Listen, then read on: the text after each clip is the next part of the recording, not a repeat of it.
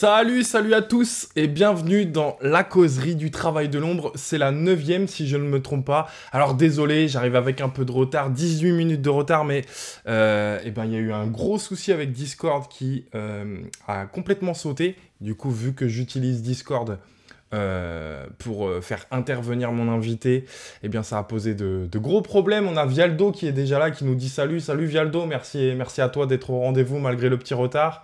Et on a Rod Papat aussi qui nous dit bonjour à tous. Donc désolé, c'est un peu à l'arrache, vous voyez, je suis même pas à niveau pour ma webcam, on fait ça en live, hein, on n'a rien à cacher. Bam, on est mieux installé. Il y a Matzel, un habitué, salut Matzel, ça fait plaisir. Écoutez, ça fait vraiment plaisir que vous soyez au rendez-vous parce que on a vécu 15 minutes un peu galère là. Bon, problème résolu.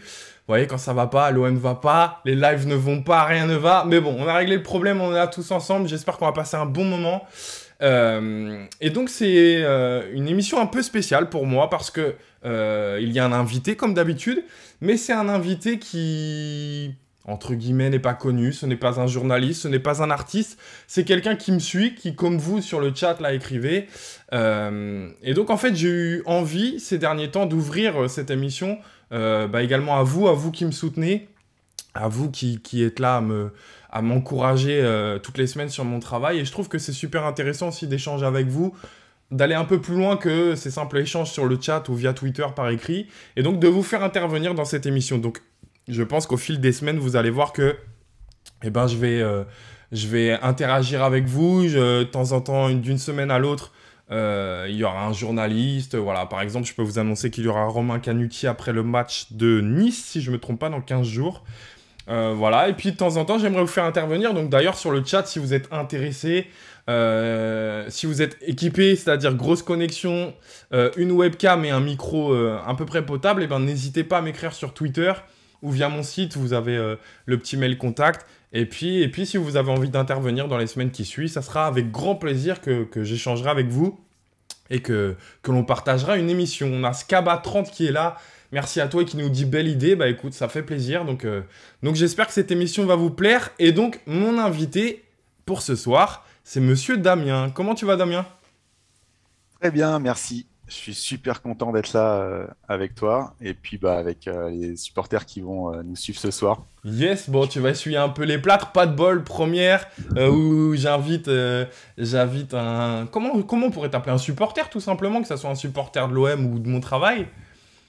Et pas de bol, problème avec Discord et tout, mais bon, on n'est pas revenu à s'en sortir. Donc, écoute, on va pas perdre de temps, on va parler évidemment de ce match face à Monaco, de cette énième désillusion, j'ai envie de dire, à domicile. Vous l'avez certainement vu, c'est le titre de cette émission. Est-ce que c'est la crise, j'ai envie de te demander, Damien ? Ah, c'est forcément un début de crise. Il y a eu un enchaînement là, de résultats qu'on peut qualifier de négatifs. Et puis surtout, on sent que là, quelques tensions commencent à apparaître, hein. Il y a des choses qui commencent à filtrer un peu dans la presse, on l'a vu. Donc on n'est pas à l'abri que ça parte de travers dans les prochaines semaines, d'autant que notre cher ami Sampaoli a l'air d'avoir le sang chaud, hein. Donc on imagine bien ce que ça peut donner si ça commence à se friter avec les joueurs, donc je ne sais pas. Ok, donc pour toi, est-ce que c'est vrai, on est dans la crise là tout de suite, ou est-ce que il faut quand même attendre, tu penses que et notamment, tu parlais de Sampaoli. Est-ce que tu penses que Sampaoli peut relever la barre là, dans les semaines à suivre, à venir ? J'ai peur qu'il ait perdu l'adhésion d'une partie de ses joueurs. Ce qu'on a vu, c'est que surtout, il a utilisé pas mal de joueurs à des postes qui n'étaient pas forcément les leurs, donc il les a mis en difficulté. On va y revenir, ouais. Ouais, et puis forcément, petit à petit, avec le manque de confiance, des résultats négatifs, ça crée une spirale. Donc, soit il arrive à l'inverser tout de suite en faisant un gros résultat contre un gros adversaire, et il a de la chance parce que là, on va se taper du lourd dans les prochaines semaines. Ouais. Soit il s'enfonce et là, ça va vraiment partir en travers. Ok, alors bon, on va évidemment plonger un peu plus en détail sur la rencontre. Vous savez, j'aime bien m'appuyer sur des images, sur l'aspect tactique. Je passe des bonjours à tout le monde parce qu'on a Pragmatix qui est là, un habitué aussi qui me soutient beaucoup. N'hésite pas, j'ai expliqué en début d'émission que j'allais faire intervenir des supporters, donc je sais que tu me suis beaucoup, donc n'hésite pas à m'écrire en DM si par la suite tu veux y participer toi aussi. On a le Toubab, pardon, du 84 qui est là aussi pour la première fois, donc ça fait plaisir. On a Vialdo qui nous dit le classement est l'arbre qui cache la forêt. Tiens, c'est intéressant. Qu'est-ce que tu penses de ce commentaire, toi, Damien?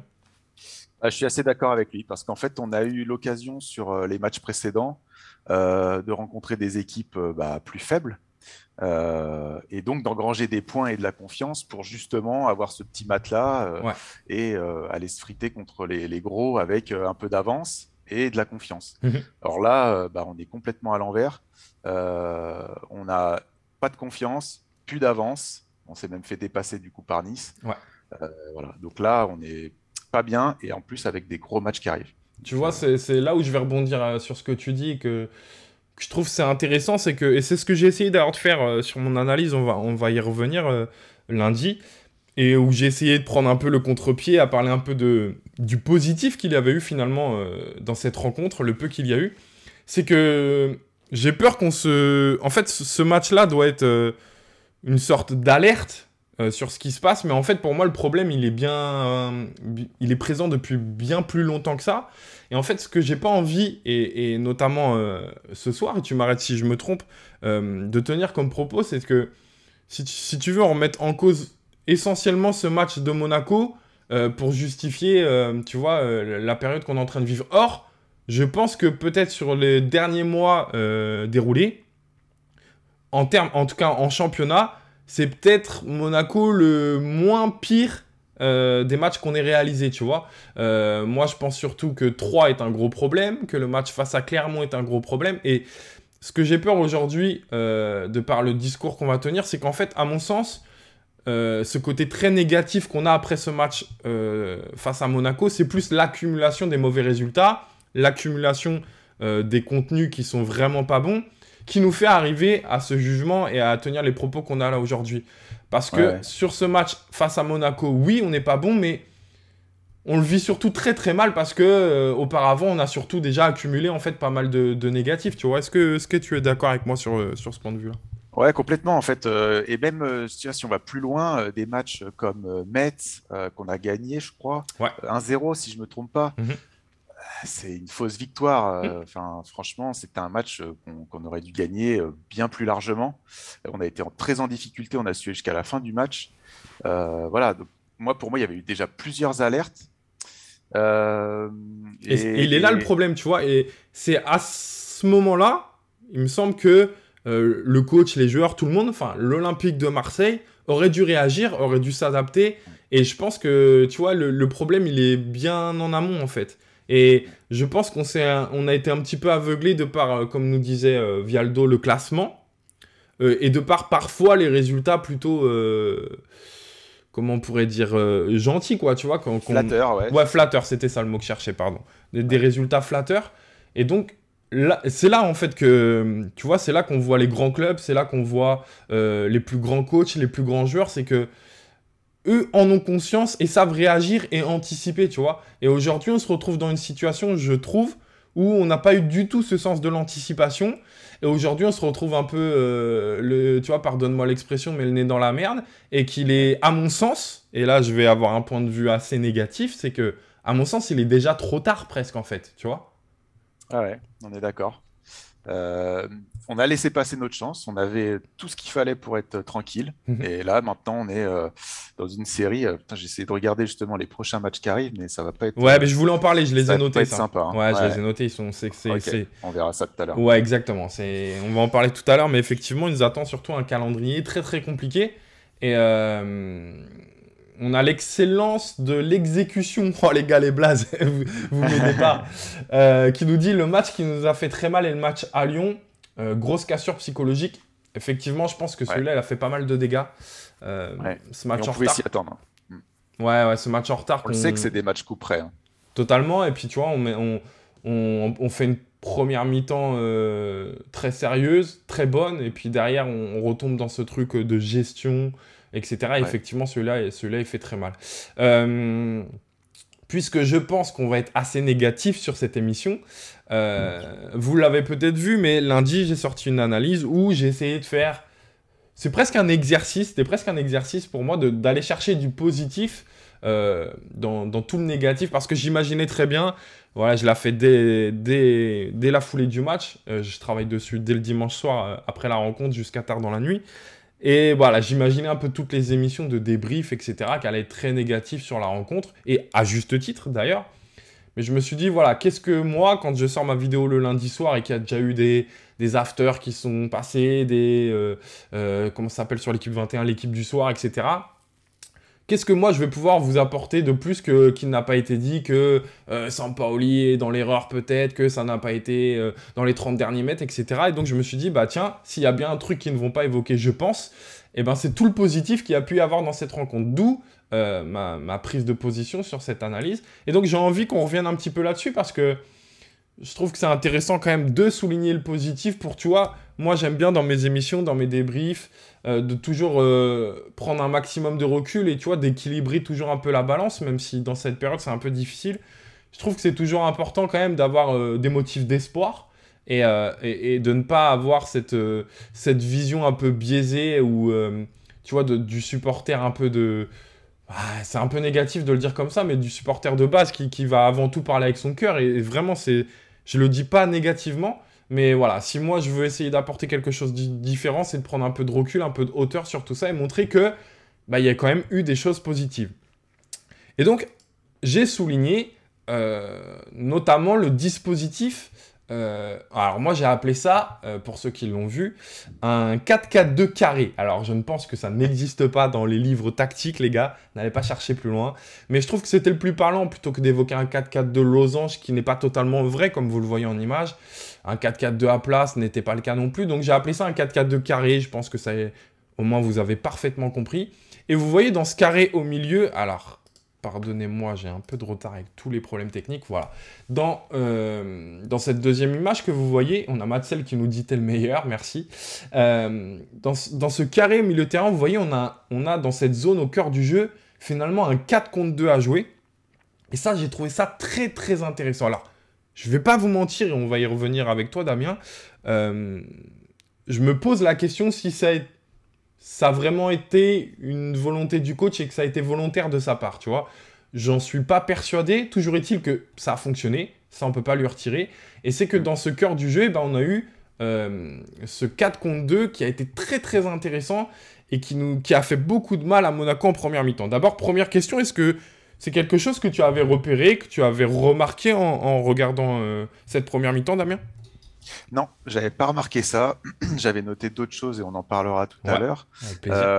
Mais par contre, cette disposition-là au centre, je l'avais pas noté parce que j'avais plus remarqué que Gerson. Je sais pas si tu dis Gerson ou Gerson. Ouais, je dis Gerson.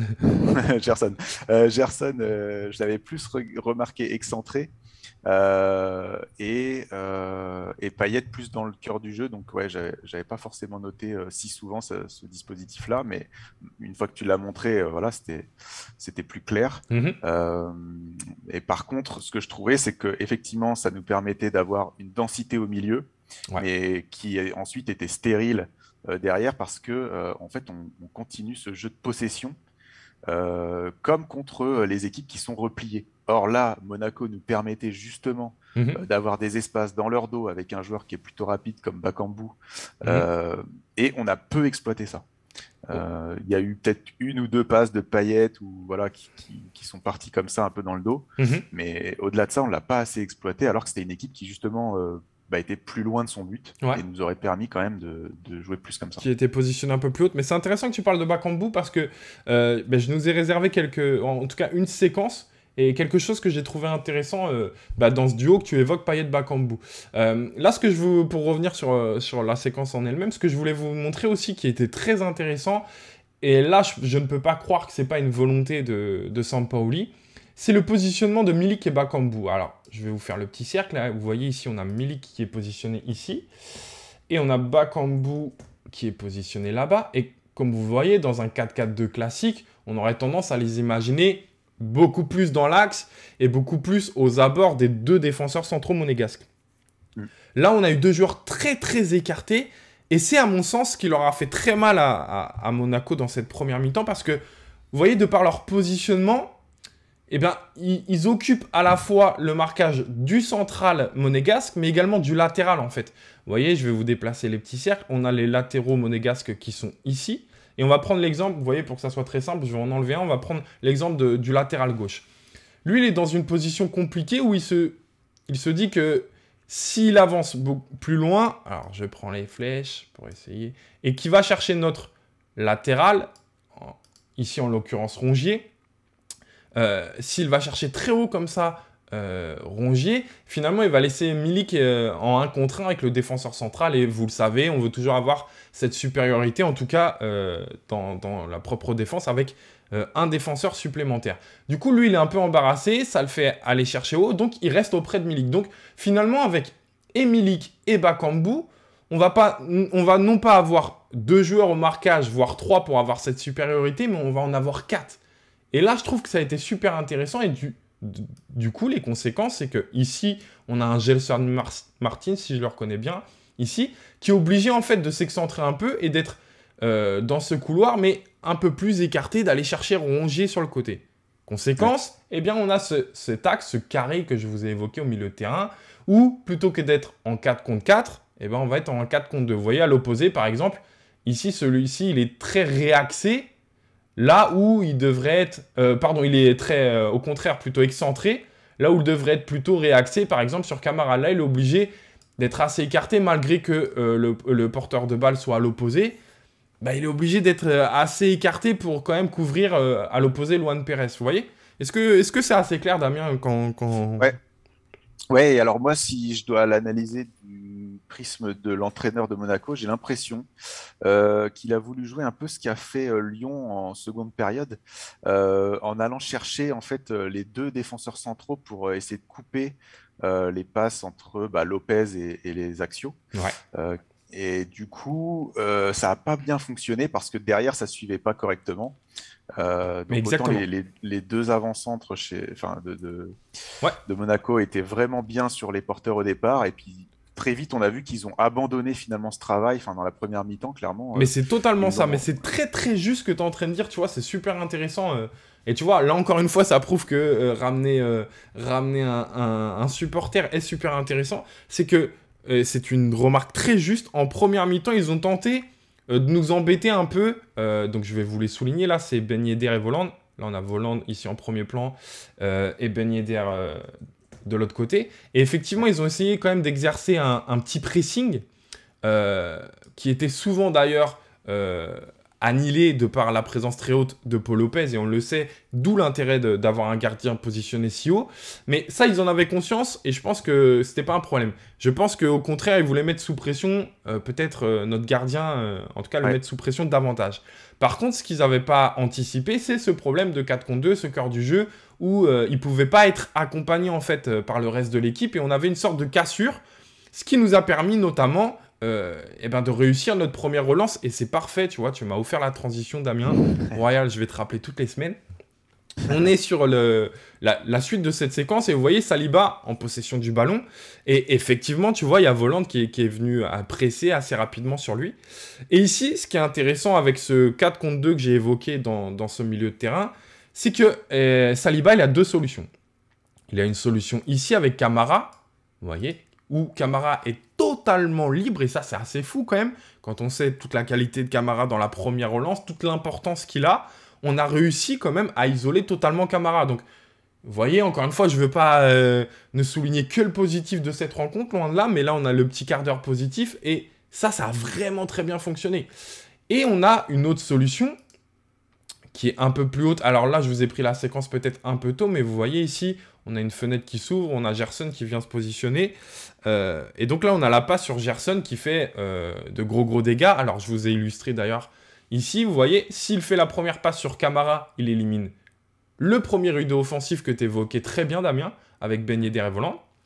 Et s'il fait le choix de la deuxième passe un peu plus haut, peut-être un peu plus risqué, c'est vrai, Mais là, il élimine les 2 premiers rideaux défensifs et il élimine en une passe 5 joueurs. Donc, vous voyez toute l'importance de ce 4 contre 2 qu'il y a eu au cœur du jeu et qui nous a fait un bien fou pour progresser, en tout cas dans notre première relance, tu vois. Est-ce que je suis assez clair là aussi, Damien? J'en profite, hein, je vais te poser souvent la question, mais tu vois, ça me permet vraiment d'avoir un retour voilà, d'un supporter pour savoir si je suis vraiment le plus clair possible. Non mais c'est très clair, on voit vraiment bien l'appel de Gerson et encore une fois, pour moi, très intéressant. Effectivement on en a parlé pendant ce match, il a été assez intéressant. Il a peut-être manqué quelques occasions d'être plus prompt, on va dire, voilà, sur des centres ou des choses comme ça, mais honnêtement, sinon il a vraiment très bien tenu le ballon et très bien orienté. Ouais, il a fait partie des joueurs qui ont réussi leur match, je suis d'accord. Ouais, moi j'ai trouvé qu'il était plutôt bon là, ici, ouais. Et là il propose vraiment une très belle passe à Saliba, donc ça c'était intéressant. Il vient se montrer, il se cache pas derrière le joueur, totalement. Ce qu'il avait tendance à faire plus en début de saison. Donc ça c'est intéressant. Et on voit aussi par contre qu'il y avait un travail, je pense, côté Monaco, d'individuel sur Payet, parce que déjà sur la séquence que tu avais montré avant, on voyait qu'il y avait un joueur qui restait à 2-3 mètres de Payet en permanence. Et donc c'est ça aussi qui permettait de libérer pour nous de la place au milieu, quoi, parce que finalement il s'attarde moins sur Camara ou sur Gerson. Tu as totalement raison. Tu as totalement raison, et je me mets à la place du coach monégasque qui au départ, quand on voit la compo, se dit que très rapidement que Payet va être l'électron libre et dans une vraie position de 10. Et je pense que effectivement, alors l'individuel c'est un peu fort, mais en tout cas il est très surveillé. Il est surveillé de très près. Et effectivement, souvent, si on n'a pas réussi à toucher Payet au cœur du jeu, il a en revanche permis de libérer Camara et notamment Gerson plus qui était dans sa zone. On a OM Sapiens qui nous dit quel plaisir de retrouver travail, je suis ravi, merci. Bah écoute, avec grand plaisir, bienvenue, je vois que c'est ton premier commentaire sur le chat. Donc oui, ça c'était super intéressant sur le cœur du jeu, sur cette première relance qu'on a réussi à faire. Alors, premier problème, basculant un petit peu dans le négatif tout de même, c'est que Saliba, ici, vous le voyez, la passe pour moi la plus judicieuse, la plus intéressante. Et d'ailleurs, tiens, je vous demande de regarder si vous avez repéré, je vous le souligne, Guendouzi au cœur du jeu.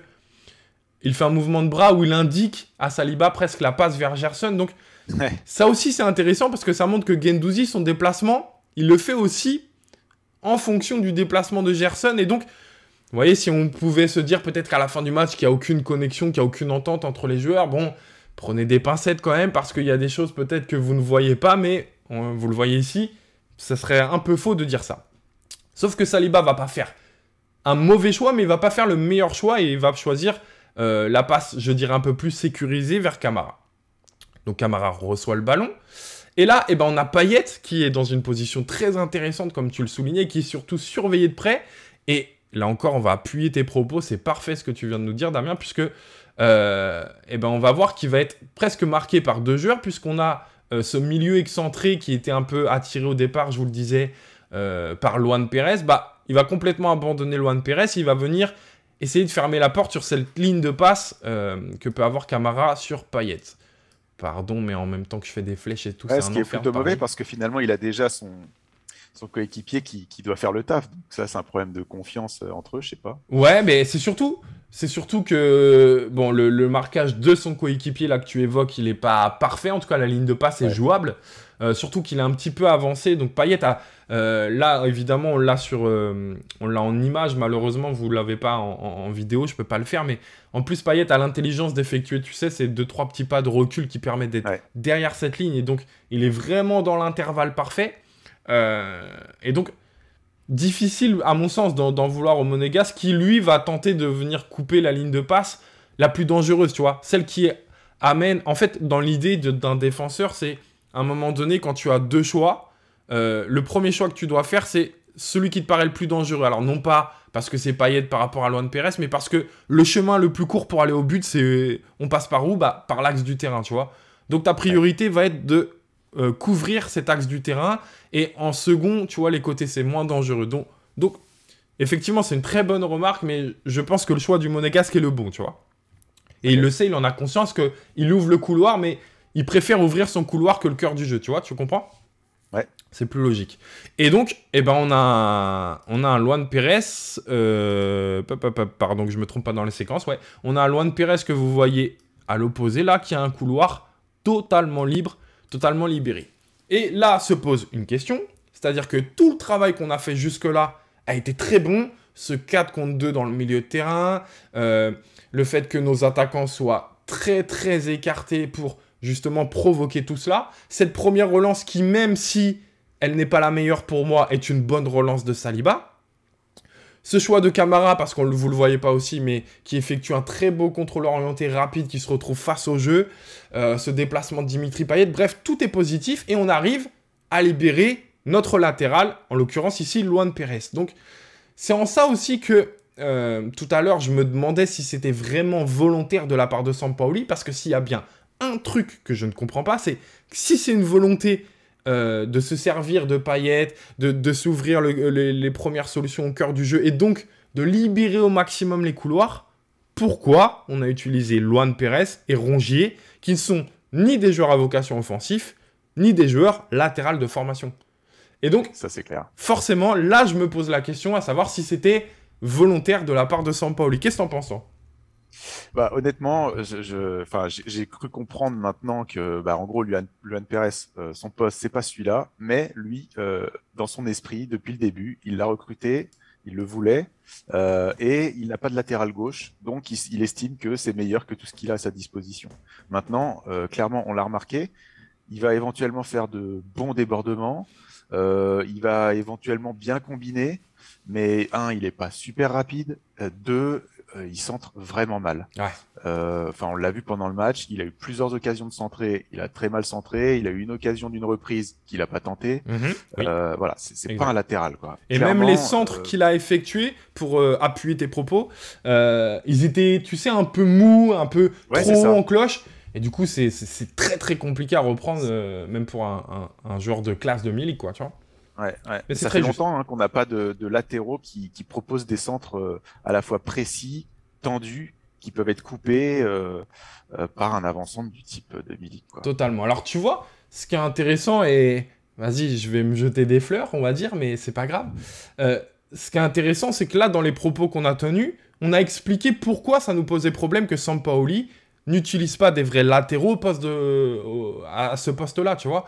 Parce que je trouve que c'est très facile de jeter en l'air, de dire « Oui, mais voilà, sur la compo aussi, Sampaoli, il fait n'importe quoi, il met Luan Pérez sur latéral. » Bah non, je trouve que ça se tenait parfois sur certains matchs, sur certaines formations, où Luan Pérez pouvait venir se réaxer, on passait à 3, Rongier venait dans le milieu de terrain, etc. Il y avait une logique et il y avait des choses qui fonctionnaient. Donc, je trouve que c'est un peu facile comme ça de dire un peu à la hâte, ouais, mais il utilise Rongier en latéral, tout. Ok, mais là, on a prouvé pourquoi, à mon sens, c'est une erreur.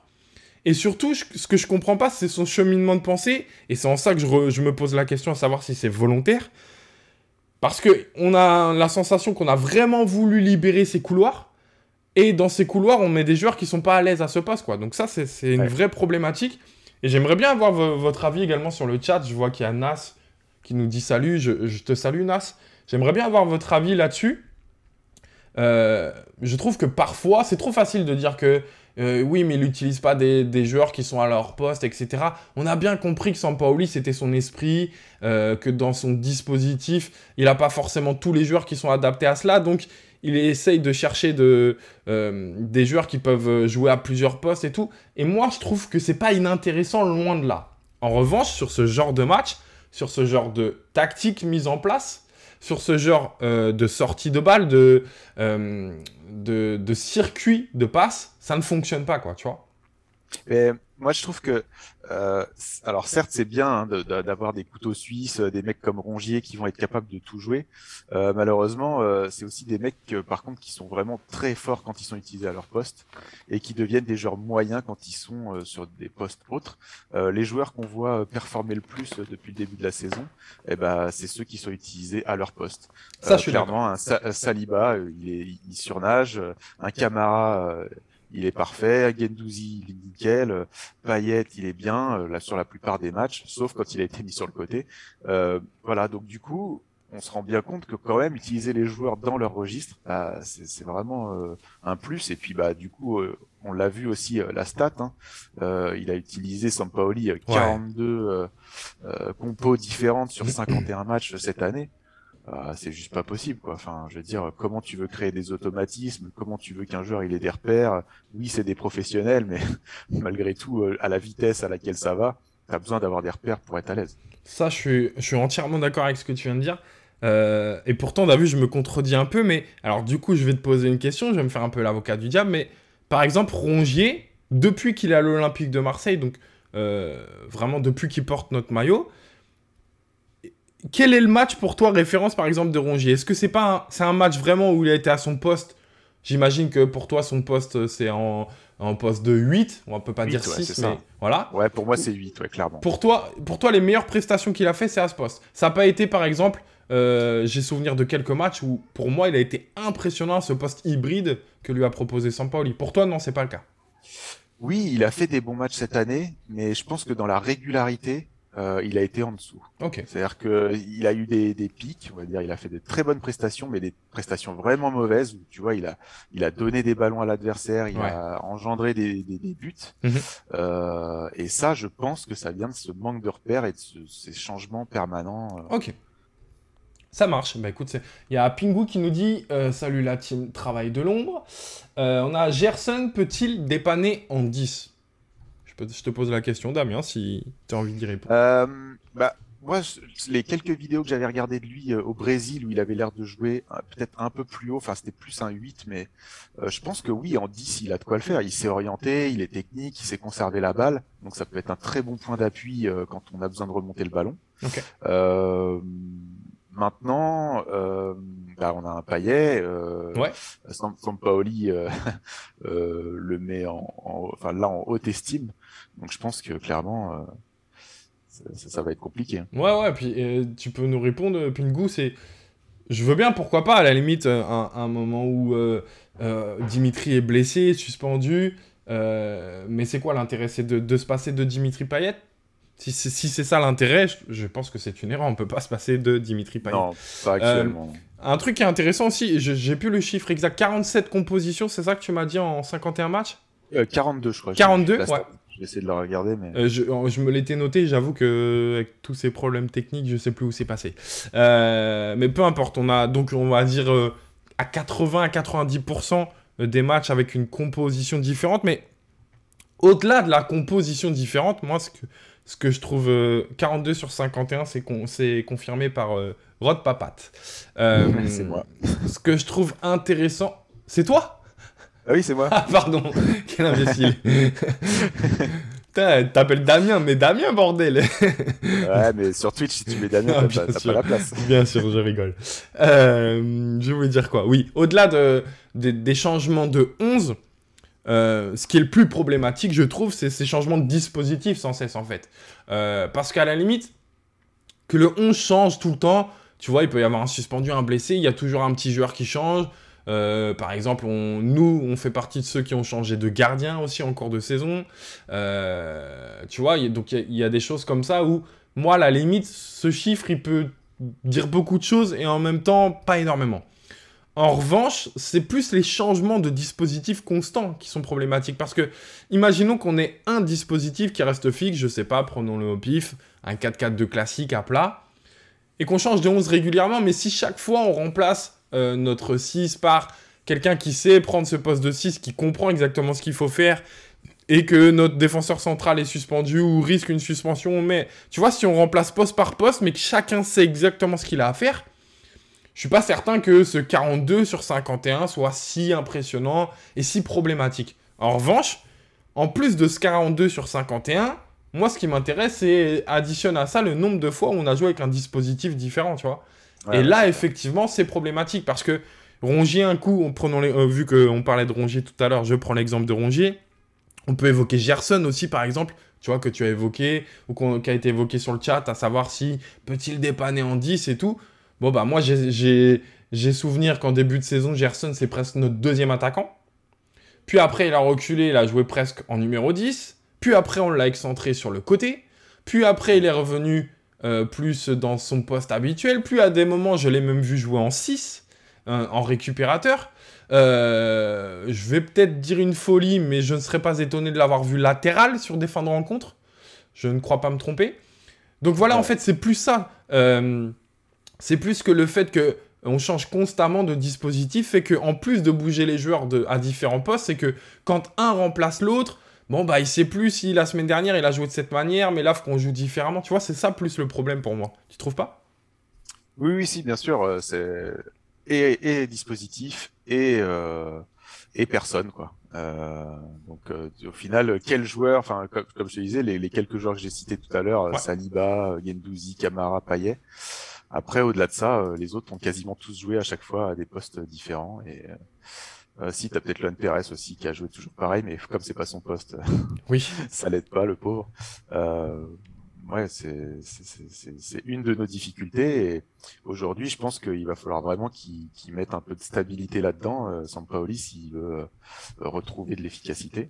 Mais le problème, c'est que le temps va nous manquer. Eh oui. Parce que là, les prochains matchs vont être assez compliqués. Là, Vas-y, dis-nous le calendrier si tu veux. De souvenir de tête, Ouais. je sais on joue Brest. Ensuite, on Alors, joue. on a Bâle cette semaine, mais bon. Oui, on a Bâle, oui. Peut-être c'est un peu à part. Si on se concentre sur le championnat, Voilà. mais effectivement, Sur non, le championnat. c'est très juste de le dire parce que il faut ajouter à la difficulté du calendrier le fait qu'on risque de jouer tous les 3 jours. Donc tu as totalement raison. Exactement, ouais. Donc on a Bâle, Brest, à nouveau Bâle. On reçoit Nice. Nice. Donc là, ça va être très compliqué. Ensuite, il y a une petite. va à Bah, celui-là, Saint-Étienne. c'est un tournant, clairement. On a Ouais, une trêve internationale là, donc il y a une petite pause.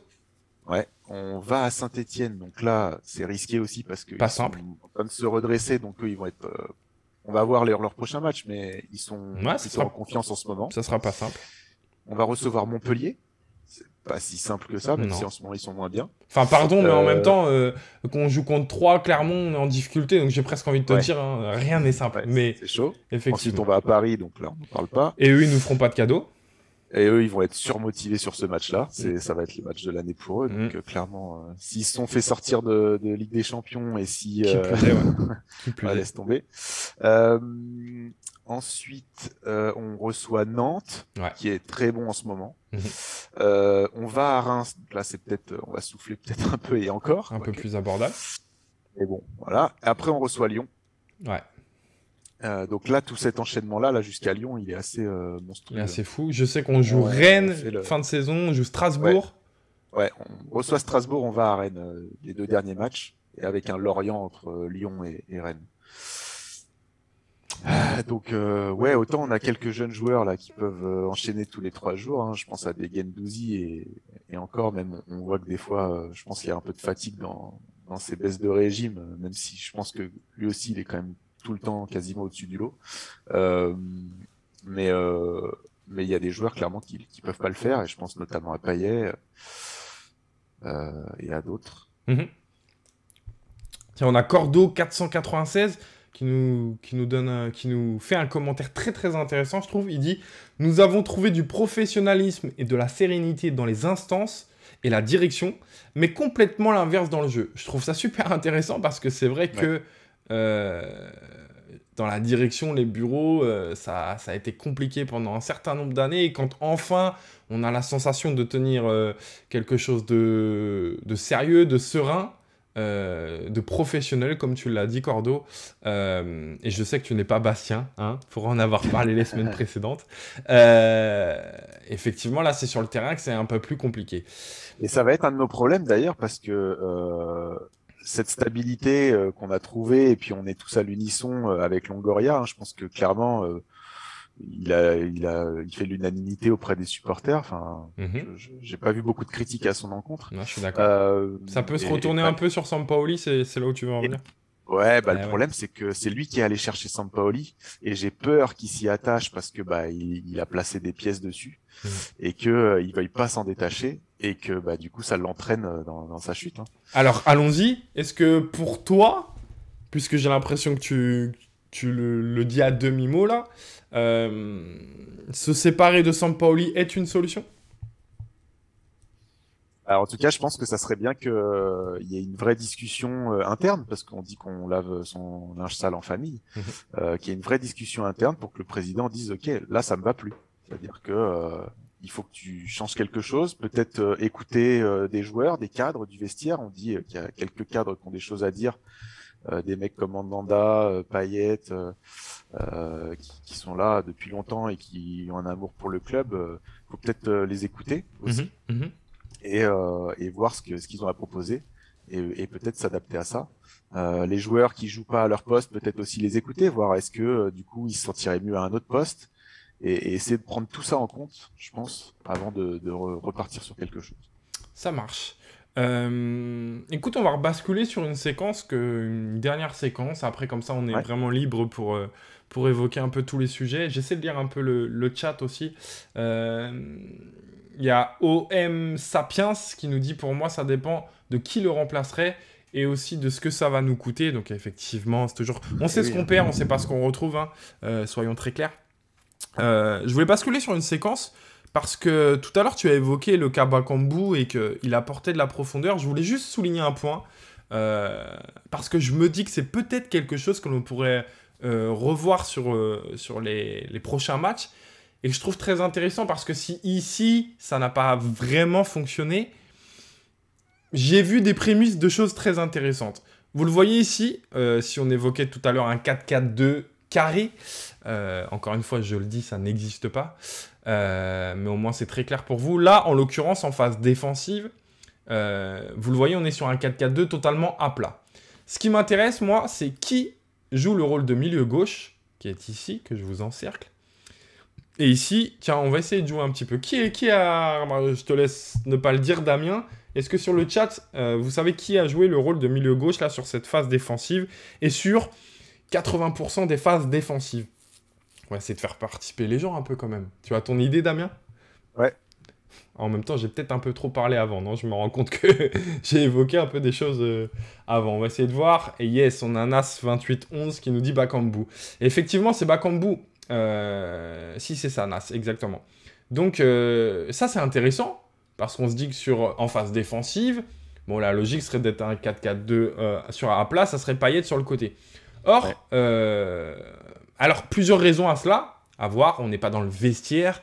Effectivement, malheureusement, je n'échange pas régulièrement avec Sampaoli pour comprendre tous ces choix. Encore. Le premier choix, peut-être qui... Tiens, je te pose la question, Damien, avant d'évoquer, moi, mes possibilités. Pourquoi un tel choix, par exemple? Bah, pour moi, le plus logique, c'est que Payet n'a pas la caisse pour Totalement. enchaîner ses courses vers l'arrière Ouais. et vers l'avant. Donc, il se cantonne à rester au centre parce qu'il estime qu'il va pouvoir aussi tenir le ballon pour ensuite que Bakambu remonte et pouvoir éventuellement le servir sur le côté. Bon, bah, je pose le micro, je te laisse finir l'émission. Non, c'est exactement ça. Il y a à la fois le fait que Payet peut être un peu plus dans le dur physiquement et n'a peut-être pas le coffre pour le faire. Il y a l'aspect vitesse dans le replacement, dans les phases de transition où Bakambu, de par sa vitesse, peut récupérer certains coups. Et moi, ce qui m'intéresse et que j'ai trouvé assez intéressant sur cette séquence, c'est l'aspect en transition offensive.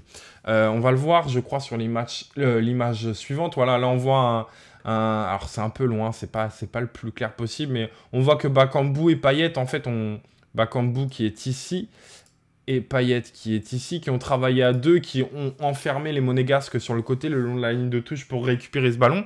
Et là, vous voyez, celui où j'ai laissé le cercle, qui est en possession du ballon, c'est Payet. Et ce que je trouve très intéressant dans cette transition, et le fait d'avoir Payet un peu plus haut, c'est que lors de la récupération du ballon, on peut s'appuyer sur Payet et il peut devenir, dans cette position, le passeur pour lancer, le passeur décisif, enfin, notre rampe de lancement. Et on a un Bakambu qui part de beaucoup plus loin, comme vous voyez ici. Et d'ailleurs, sur cette séquence, il va avoir cette course ici, où il va venir entre le central et le latéral, percer la défense adverse. Et là, c'est super intéressant. Il va couper dans le demi-espace. Et je vous montre l'image d'après. Vous voyez, Bakambu, il est ici. Et là, il a réussi à se débarrasser totalement du marquage. Payet a aspiré le latéral adverse. Et finalement, il a tout ce couloir, là, ce demi-espace qui est totalement libéré. Et ça s'est créé parce que la justesse technique de Payet à la récupération du ballon a été très bonne. Il est capable de se retourner sur un dribble, sur un geste. Et Bakambu a pris de la vitesse et a complètement éliminé son vis-à-vis de par la vitesse. Et surtout, ils sont surpris parce qu'il vient de loin. Et ça, j'ai trouvé ça très, très intéressant que... Tu vois, par exemple, on évoquait ce côté hybride qui était un peu gênant. Peut-être qu'à un moment donné, il va falloir qu'il fasse des choses plus simples, Sampaoli. Bah voilà un des points très intéressants dans tout ce qu'il fait dans la partie hybride, c'est ça. Et ça, je pense que malheureusement, ça n'a pas fonctionné parce que la passe ici ne sera pas très juste, je crois. Elle est un peu trop profonde. Mais là, on a un point intéressant qui, je trouve, est peut-être creusé pour les matchs suivants. Tu trouves pas? Ouais. Si, clairement. Alors, par contre, est-ce que du coup, dans ce cadre-là, Milik est le bon joueur à associer à Bakambu? Je sais pas. Euh, parce que si lui prend la profondeur, ça ne nous laisse plus qu'une personne dans l'axe toute seule pour éventuellement croiser un centre ou quoi. J'aurais envie de dire que bah, du coup, non, il faut changer la disposition et pas jouer avec ce système-là.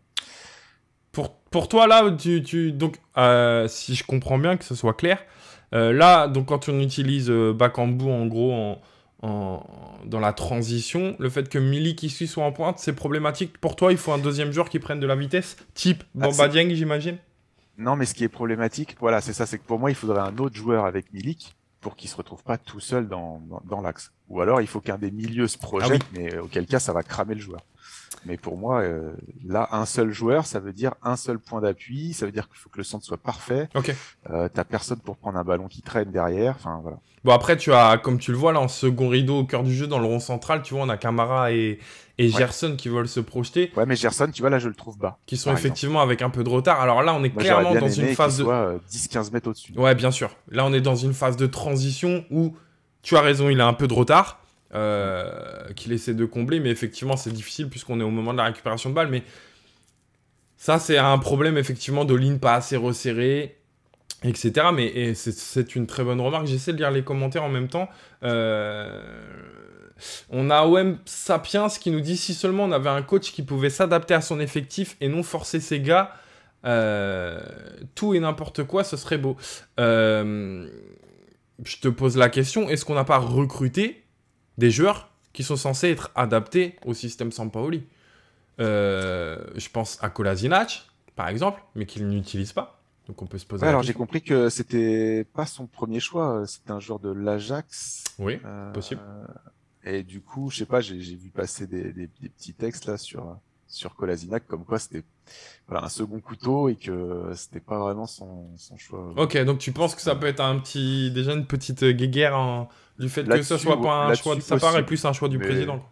Ouais, mais bon, après, ça fait qu'un joueur et qui est plutôt dans la posture de remplaçant, donc ça me dérange pas trop à la limite. Mais sur le reste de l'effectif, hein, pour moi, il a un très bel effectif. Peut-être un des plus beaux effectifs qu'on a vu depuis quand même assez longtemps. Ouais, je suis assez d'accord. Et il n'arrive pas à en faire ce qu'on devrait pouvoir, quoi. Je suis assez d'accord. Donc voilà, en tout cas, 2 séquences que je voulais vous montrer, qui sont, il me semble, des points plutôt positifs, qu'il est intéressant de conserver, en tout cas de travailler davantage pour la suite. Et évidemment, bon, bah, y a tout ce négatif qu'on évoque, mais voilà, si on a envie d'avoir un peu de lumière dans ce couloir si sombre, se raccrocher à un petit peu d'espoir, je pense que ces points-là étaient intéressants et quand même, je me dis que sur une mi-temps, on a vraiment, vraiment mis à mal tactiquement Monaco. Et vraiment, la guerre tactique sur cette première mi-temps a été gagnée par Sampaoli. Par contre, on en revient, et je ne cesse de le répéter à chaque live Twitch depuis un mois, le problème de Sampaoli, c'est qu'il n'y a pas de plan B, qu'il n'y a aucune réaction, il n'y a aucune adaptation en cours de match. Et ça, c'est problématique, quoi. Parce que là, par exemple, j'aurais adoré, et là, même si on perd 1-0 sur ça, et que la physionomie du match ne change pas, mais au bout de 15-20 minutes, quand il voit que...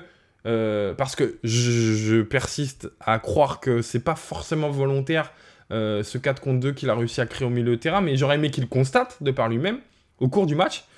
Et quand il voit que ça libère totalement les couloirs, bah, j'ai envie de dire qu'au bout de 20 minutes, tu me fais un changement et tu me mets un vrai latéral, quoi. Tu me fais rentrer Lirola ou tu me fais rentrer Kolasinac. Alors, je sais que c'est pas la qualité première de Sampaoli, mais celui que tu sors, surtout tu me le chopes, tu me lui expliques la situation et tu me le fais comprendre que c'est loin d'être une punition, mais un choix tactique et que c'est presque une erreur de sa part dans le 11 de départ. Mais il doit avoir une réaction. Le premier changement qu'on a, j'ai plus ma feuille, mais je crois qu'il intervient. Je me souviens de Lirola, tout ça, ça rentre à la 78e, si je ne me trompe pas. Donc je ne sais même pas s'il y a eu un changement avant. Mais voilà, là, il doit... Le changement, c'est 78e les premiers. Bah, tu vois, je me trompe pas, donc. Ah, ou 65e? Non, 65e, pardon. Il y en a un, 60, c'est qui rentre à la 65e? Dieng. Ouais, c'est ça. Donc, Ouais. Voilà, sur les couloirs... C'est pas une réadaptation, c'est juste un 1 pour 1 sur presque un même profil. Exactement. Pas... Alors que, sur cette première mi-temps, il voit qu'il y a quelque chose qui fonctionne, mais qui n'est pas totalement abouti parce que... Et là, je vous conseille d'aller voir ma vidéo. Si ça fonctionne jusqu'aux 30 derniers mètres adverses, arrivé aux 30 derniers mètres adverses, il n'y a plus rien qui se passe. Et d'ailleurs, sur la séquence que je vous ai montrée, où on a libéré, rappelez-vous, Luan Pérez sur le côté gauche, il reçoit le ballon, mais il fait un contrôle vers l'arrière et on repart jusqu'à notre gardien de but. Donc Ouais, tout ce que j'ai évoqué qui était positif a complètement été annulé. Et donc, dans les 30 derniers mètres, il se passe absolument rien dans la zone décisive. Donc là, j'aimerais le voir réagir. Il y a un premier moment, un premier tournant à mon sens dans cette rencontre où il doit réagir. Il ne le fait pas. Ensuite, deuxième tournant, il revient de la pause. Monaco s'est adapté. Tu l'évoquais très bien avec Ben Yedder et Volante qui faisaient le pressing en première mi-temps sur nos centraux. Ne le font plus du tout. Parce qu'ils ont très bien compris qu'ils se livraient un peu trop bêtement. Et donc, ils vont reculer. Ils vont avoir des lignes beaucoup plus resserrées. Et donc, ce 4 contre 2 qu'on avait réussi à créer au milieu de terrain, il ne fonctionne plus du tout. Et tu vois, par exemple, si on te dit « Ouais, mais entre la première et la deuxième mi-temps, il y a une énorme différence. Peut-être qu'on a moins bien joué, etc. » Ben non. C'est, à mon sens, Monaco qui a parfaitement répondu et qui s'est adapté, eux, contrairement aux difficultés qu'ils ont rencontrées. Et là, nous, on n'a encore aucune réponse, tu vois. Il n'est pas exclu qu'ils fassent un changement à la 55e, au bout de 10 minutes, tu vois, qui a un vrai impact et qui trouve une solution pour répondre aux problèmes que nous pose Monaco. Et là, il n'a aucune réponse, encore une fois, Damien. Ouais, c'est exactement ça. On a déjà vécu ça contre Lyon avec la même sanction. Totalement. Voilà. Donc, moi, je comprends pas qu'on n'apprenne pas de ses erreurs à ce niveau-là. Ouais. Il faut savoir se remettre en question. Alors, j'ai peur qu'effectivement, il ait sa fierté et que du coup, il veuille mourir avec ses idées plutôt que de les changer. Ce qui nous entraînerait bas. Mais s'il arrive à se remettre en question, bah, on verra ce qui va nous pondre. Mais pour l'instant, ça fait plutôt peur pour la suite, ouais. Mais il y a eu du positif. La première mi-temps était vraiment bien. Enfin, pour un supporter marseillais en tout cas, parce que les pauvres Monégasques n'ont pas eu grand-chose. Ouais. Après, encore une fois, dans le positif, enfin, je veux dire, à quelques centimètres, Milik la pousse au fond. Bah, voilà, il y a eu quand même plusieurs grosses occasions. Enfin, moi, je suis désolé quand ils disent il n'y a pas eu d'occasion de la part de l'OM. Je pense que Monaco a pas pensé la même chose sur deux trois coups joués. Par contre, on a été très très mauvais sur les coups de pied arrêtés, quoi. Ouais, ça, ouais. C'est quelque chose qu'on traîne depuis un petit temps, ouais, effectivement. Ouais. Donc, coup de pied arrêté ou centre, hein, mais on a été très très mauvais. Ça marche. Est-ce qu'il y a des sujets, tu vois, on commence à arriver tout doucement à la fin de l'émission. Je sais que tu savais avant la rencontre que tu étais invité, donc tu as vu le match d'une autre manière, tu m'as dit, tu avais pris des notes, etc. Est-ce qu'il y a des sujets que tu as envie d'évoquer, qu'on n'a peut-être pas évoqués? Sur le chat aussi, n'hésitez pas à nous lancer sur des sujets que vous avez envie peut-être qu'on aborde, que vous voulez notre avis. Est-ce qu'il y a des choses, Damien, que tu penses qu'on n'a pas évoquées, que tu aimerais en parler? Alors, il y a un sujet, parce que je regarde les autres, mais là, les centres, les coups de pied arrêtés, on vient d'en parler. Ouais. Mais il y a eu, sur ce match-là, une position très basse de Luan Pérez, alors qu'on avait vu sur quasiment toute la saison une volonté très forte de Sampaoli de faire jouer Luan Pérez haut. Alors, effectivement, bah, les deux axiaux de Monaco sont allés le chercher en début de rencontre. Est-ce que ça l'a refroidi pour toute la partie? Je sais pas. Peut-être. Mais jamais il a créé justement. Tu l'as trouvé plus bas? Habituel. Ouais, carrément, ouais.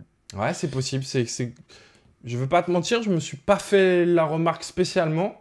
Mais effectivement, en refaisant le match là dans ma tête, j'ai pas vu énormément de séquences où je le vois dans le rond central comme il pouvait faire. Mais effectivement, je pense que c'est Monaco qui a surtout posé problème. De par ces deux attaquants qui sont des gros presseurs. Hein, faut surtout pas l'oublier que Ben Yedder, si c'est un énorme joueur d'un point de vue offensif, c'est un joueur très très intéressant également défensivement. Ouais, dans les déplacements. Ouais, dans les déplacements, dans les, j'ai envie de dire, dans les lignes de passe coupées, tu vois. C'est un joueur. Si on souligne toute son intelligence offensive, on souligne pas assez, à mon avis, son intelligence défensive. J'ai un nombre de séquences incalculables où je le vois intercepter des ballons. Pour un attaquant, c'est quand même assez rare.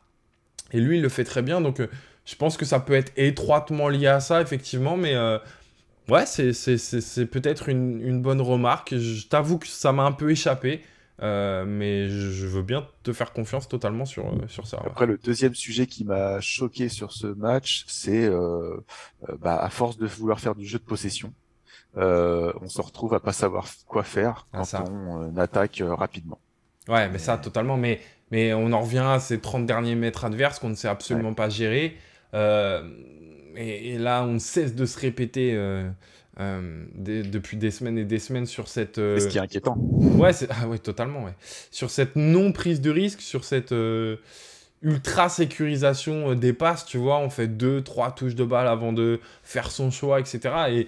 Et en fait, on voit pas de différence. En fait, ça peut se tenir sur quand on est dans notre moitié de terrain, tu vois, quand on prend le temps de construire, de mettre en place notre séquence. Mais effectivement, on doit avoir une rupture importante à un moment donné quand les choses se déclenchent, que ce soit par le mouvement ou par la passe. Tout doit s'accélérer, tout doit prendre de la vitesse.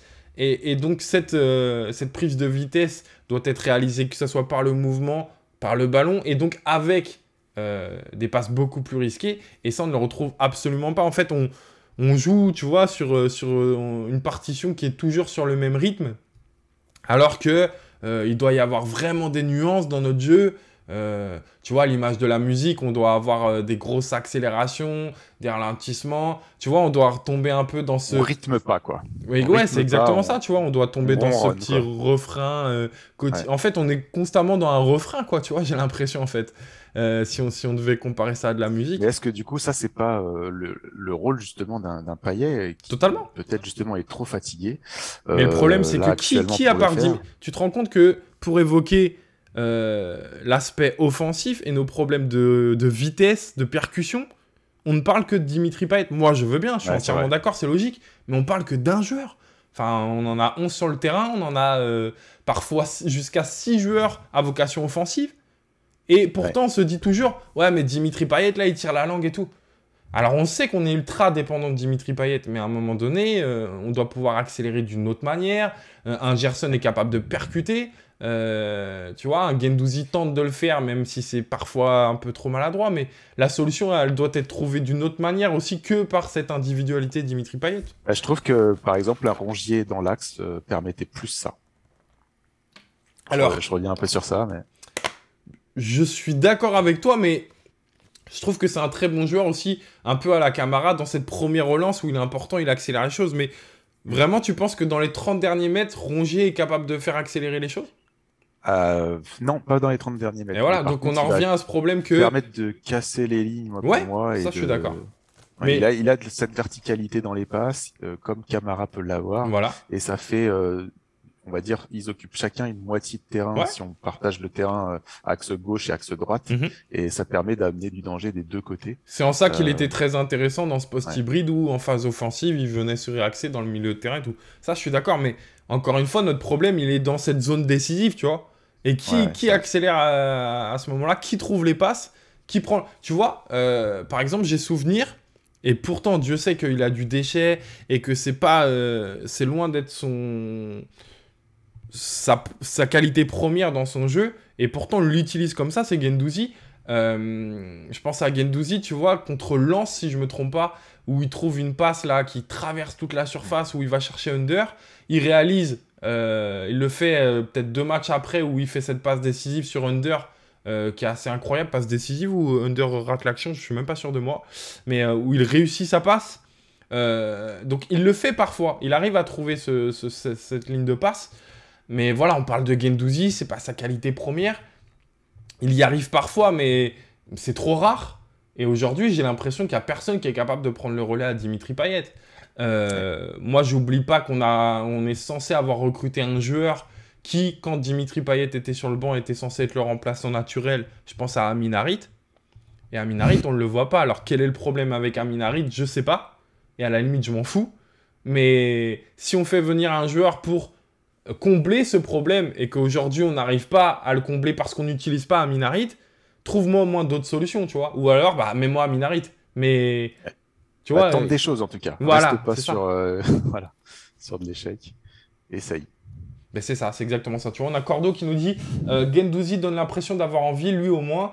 Il fait de son mieux, même si ça marche à côté, ça ne marche pas. Effectivement, voilà, ça on peut pas lui enlever. Hein, Guendouzi, son attitude, son envie perpétuelle, Ça, etc. c'est clair. Effectivement, mais on peut pas tout cacher derrière ça. Et loin de moi l'envie de critiquer Guendouzi, vraiment pas. Mais puisqu'on parle de la zone décisive, on est d'accord pour se dire, malgré que on le voit d'ailleurs dans l'utilisation de Guendouzi qui est assez exceptionnel, le fait qu'il soit aussi haut, c'est que je crois que dans toute sa carrière, il n'a jamais marqué autant de buts et réalisé autant de passes décisives. Alors qu'on est aux trois quarts de la saison. Donc ça montre qu'on l'utilise beaucoup plus haut qu'habituellement.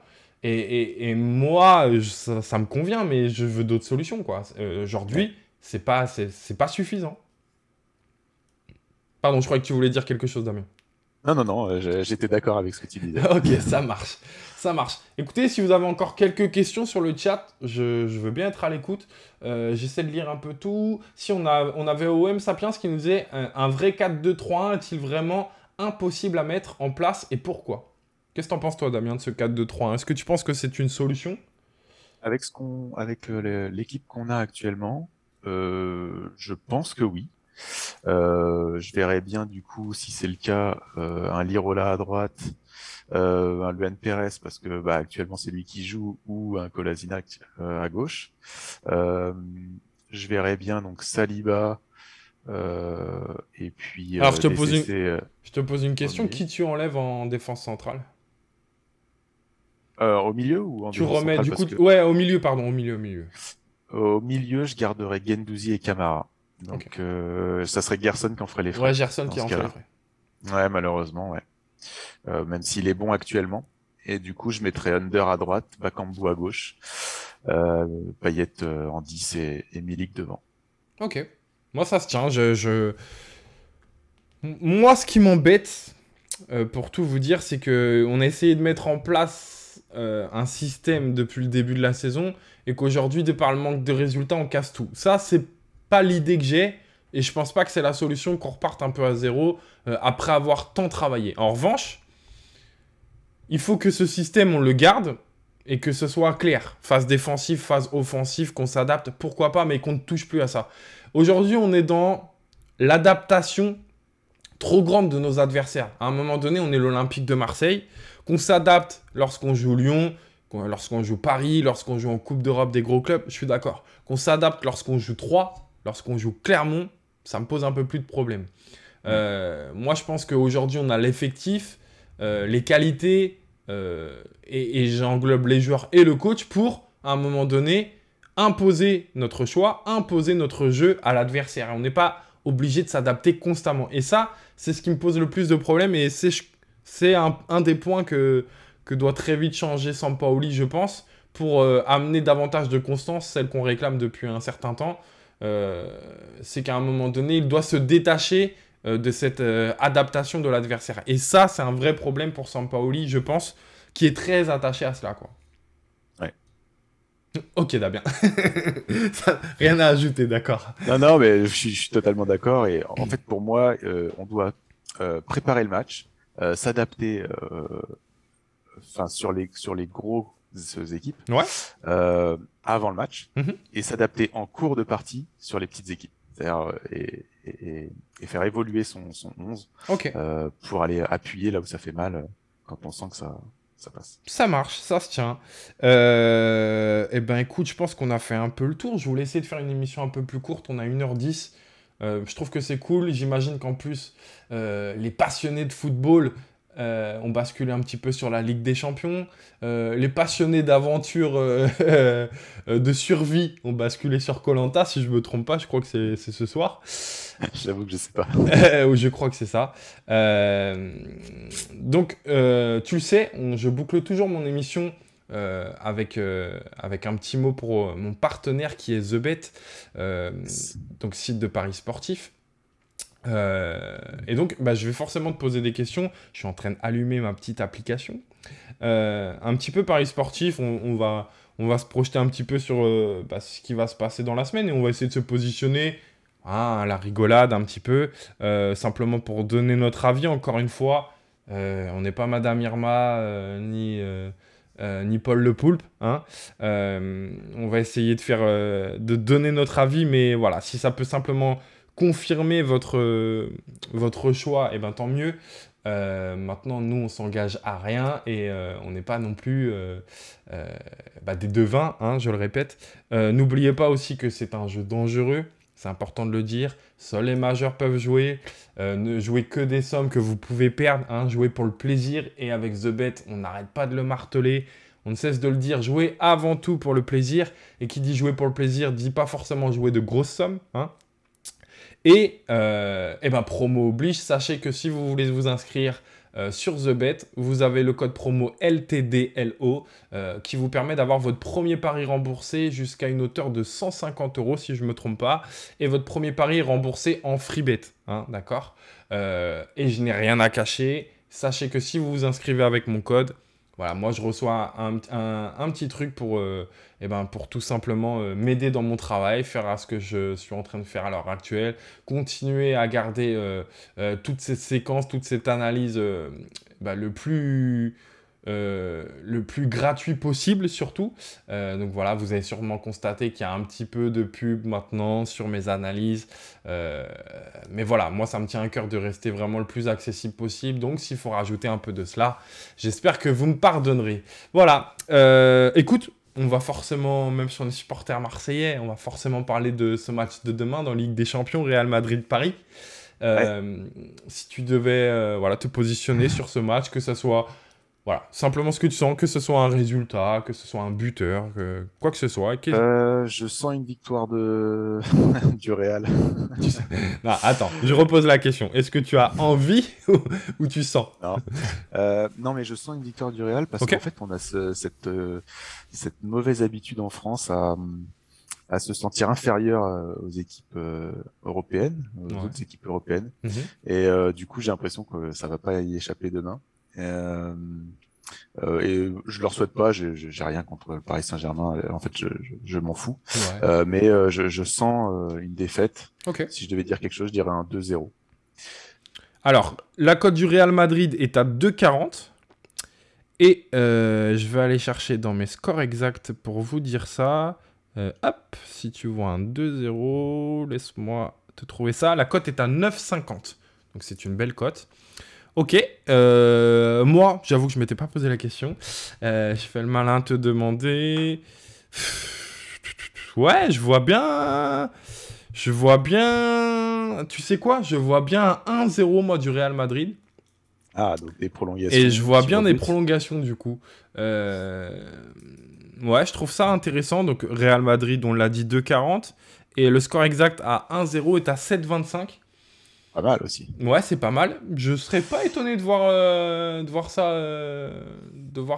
comme Young H le dit, par contre, c'est vrai qu'il y a beaucoup d'accents côté madrilène, notamment Kroos, hein, je crois. Alors, des dernières infos que j'ai, parce que j'ai le bras long, tout ça, c'est totalement faux. J'ai vu passer ça sur Twitter. Il a repris l'entraînement collectif aujourd'hui et tout, donc ils sont de plus en plus positifs et confiants sur ça, ouais. Ok, on verra. On a Young H237 qui nous dit Paris passe, à mon avis, trop d'absents côté madrilène. Exactement ce que tu nous dis, donc pourquoi pas. Bon, sachez que si vous avez envie, la cote de Paris est à 2,67 et la cote du match nul est à 3,65. Bon, forcément, on va parler de l'Olympique de Marseille, non? Comment tu vois les choses si on prend un peu de recul, qu'on essaie de ne pas se faire dicter par le côté cœur? Comment tu vois les choses? Je pense que Bâle, ça sera un peu plus costaud que Karabakh, même si ça a été une très belle équipe. Hein, ils avaient vraiment un beau jeu. Je pense que ça va être plus costaud, donc ce sera plus difficile. On n'ira pas marquer 3 buts. Mais malgré tout, j'ai l'impression qu'on va le faire. Et si on va chercher un petit 1-0 là-bas, je crois que c'est à l'aller, c'est là-bas. Hein. Attends, je suis en train de chercher le match en même temps. Putain, tu me mets un doute. Oui, je crois que c'est là-bas. Je te confirme tout de suite, je regarde. Donc, je verrai ça. Et du coup, pardon, j'étais en train de chercher. Tu m'as pas dit je t'ai pas entendu. Non, c'est au Vélodrome déjà. On se Ah non, c'est trompe. au Vélodrome, Ouais, ouais. c'est au Vélodrome. Marseille-Bâle d'abord, ouais. Et je dirais donc, alors c'est au Vélodrome. Je dirais quand même un 0. 1-0? Ok, Je pense que ça va être très fermé comme. je t'avoue que je suis en train de chercher, je les trouve même pas.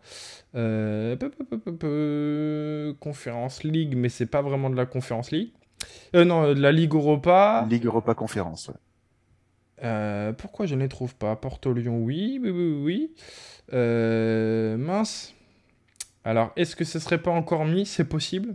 Est-ce que c'est pas un peu tôt? Je veux pas dire de bêtises.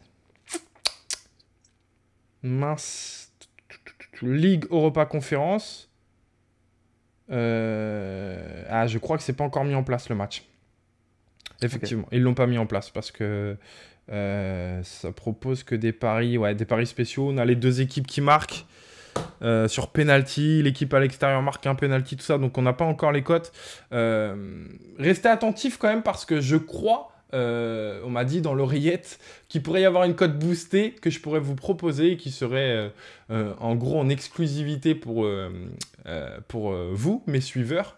Donc restez attentifs à mon compte Twitter, on pourrait peut-être trouver une petite cote intéressante. Je crois qu'on peut mettre 10 € maximum sur les cotes boostées, mais qui peut être sympathique. On risque de mettre ça en place d'ici jeudi. J'ai le match Marseille-Bâle sur The Bet. Eh bah parfait, donne-moi ça, t'es plus fort que moi. Marseille, c'est 1,60 la cote. Okay. Le nul à 3,95. Et Bâle, 5,30. Ok. Sur le score exact, le 1-0 est à 4,60. Eh ben parfait. Mais je vais vraiment te prendre toutes les semaines. Pourquoi je l'ai pas sur mon appli, moi? Je dois très mal chercher. Ouais, j'ai cherché par date, en fait, plutôt que par...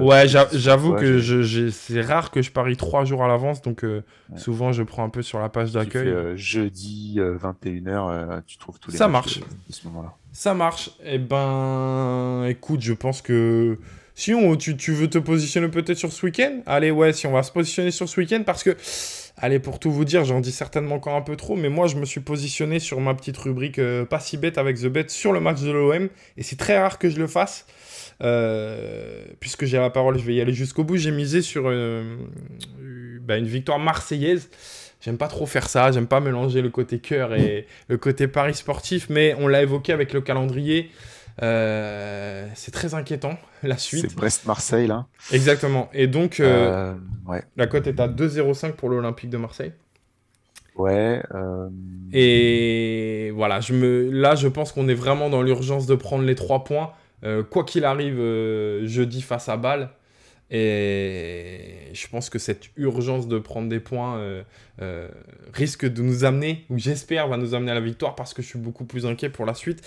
Et allez, j'en dis vraiment un peu trop, mais j'ai même parié, j'ajoute un clean sheet de l'Olympique de Marseille parce qu'on ne l'a pas évoqué, mais je trouve que ces derniers temps, on prend beaucoup de buts, alors que c'était une vraie force, qu'on se vantait d'être l'une des meilleures défenses d'Europe. C'est à mon avis plus du tout le cas, et en tout cas sur ces derniers matchs, c'est inquiétant. Donc je pense que on va s'appuyer surtout à l'extérieur sur une défense un peu plus solide, et j'espère qu'un Dimitri Payet ou un Under puisse nous faire un éclat pour marquer ce petit but qui fera la différence. Toi, tu te positionnerais comment? Moi, en pari comme ça, tu vois, je suis un peu comme toi, j'aime pas mettre mon équipe de cœur je le fais rare. En fait, ce que je fais, c'est que je mets effectivement l'adversaire vainqueur, comme ça, s'il gagne, j'ai gagné mon pari, je suis content. Et s'il y a match nul, t'as tout perdu. Ouais, par contre, ouais, voilà. Mais on a quand même un point. Ouais, voilà. Ok, ça marche. Eh ben, écoute, merci beaucoup d'être venu pour cette émission. Franchement, ça fait super plaisir d'échanger avec toi qui suit mon travail. Je vois de temps en temps tes commentaires sur Twitter et tout. Donc, franchement, ça a été super agréable de partager ça avec toi, d'avoir un avis aussi un peu extérieur à tout ça, un peu moins, tu sais, avec ce discours de journaliste ou tu vois, de chroniqueurs habituels. Donc ça, c'est super cool. Merci d'avoir pris le temps, parce que je sais que c'est du temps, que c'est un peu de travail. Tu as certainement vu le match d'une autre manière. Tu as peut-être vécu, j'allais dire, un peu moins d'émotion. Tu me diras, vu le résultat, je crois que je t'ai pas tout gâché. Non, clairement pas. C'est pas toi. mais voilà, je sais que c'est du temps. Et donc merci beaucoup. Sur le chat, je vois qu'il y a encore pas mal de monde. D'abord, merci d'avoir été là avec nous, d'avoir échangé avec nous. C'était super cool. je passe de vrais bons moments sur ces lives avec vous. N'hésitez pas dans les semaines à venir, pourquoi pas même peut-être dès la semaine prochaine, si vous voulez participer. Encore une fois, je le répète, il vous faut simplement une webcam d'assez bonne qualité, classique, surtout un micro. Plutôt que vous voyez comme à Damien, un micro casque, c'est parfait, qu'on vous entende bien, qu'on puisse échanger avec vous. Et puis vous êtes les bienvenus sur cette émission pour échanger un maximum. Damien, est-ce que tu as un petit mot à nous dire, de la promo, une voiture à vendre, je sais pas. Non, pas de promo, mais ouais, un gros merci pour ton travail, parce que, comme dit, chaque semaine, c'est un plaisir de regarder tes analyses, de prendre de la hauteur sur les matchs, de voir ça autrement, et comme dit, de pas s'arrêter à de l'émotion, mais de réfléchir un petit peu aussi à tout ce qui se passe. Merci, c'est gentil. Merci. Merci, continue surtout, fais-nous plaisir encore, et puis on va espérer que ta chaîne va continuer à grandir. Ouais, on va essayer. Bah tiens, puisque tu me tends la perche, que tu dis chaîne et que c'est un petit peu faux, puisque je n'utilise pas du tout YouTube. Je sais que ça revient souvent cette question, comment ça se fait que tes vidéos sont pas sur YouTube? Parce que c'est pas possible que je mette mes vidéos sur YouTube, tout simplement, on me les bloque de par des problèmes de droit. Donc voilà, n'oubliez pas, sachez qu'il y a letravaildelombre.com. Mes vidéos sont disponibles là-dessus. Vous avez l'application mobile aussi, je le dis pas assez à mon sens, parce que c'est un vrai truc sur lequel j'ai bossé, qui a pris du temps. Et je fais d'ailleurs un bisou à mon pote Nico qui m'a beaucoup aidé là-dessus. On a mis en place aussi les notifications. Alors j'essaie de pas trop vous harceler avec ça, parce que moi je suis pas très fan de recevoir 10 000, mais la vidéo du lundi, il y a toujours la petite notification pour vous rappeler que vous pouvez aller voir la vidéo. Donc voilà, il vous suffit d'autoriser ça sur votre iPhone ou votre Android. Donc voilà, je profite de la petite perche que tu m'as lancée, Damien, pour... voilà, n'hésitez pas à aller sur le travail de l'ombre, sur l'application, parce que c'est ce qui donne vraiment de la force, et je dépends vraiment de ça. Par exemple, on évoquait The Bet, le fait qu'il m'épaule et tout ça. Bon, bah voilà, c'est important que vous alliez sur le site. C'est grâce à ça aussi que je peux démarcher des gens comme The Bet et créer des partenariats. Voilà, je vous souhaite à tous une très très bonne soirée. Encore merci, Damien. Merci à toi. En espérant vivre de bien meilleurs matchs dès jeudi. Et on se donne rendez-vous mardi prochain, je pense aux alentours de 17 h. Vous le savez, maintenant, une fois sur deux, j'essaie de faire un peu plus tôt, un peu plus tard. Et n'hésitez pas, je le répète, à m'écrire en DM sur Twitter si vous voulez participer. Ça sera avec un grand plaisir. Bonne soirée à tous et allez l'homme. Ciao.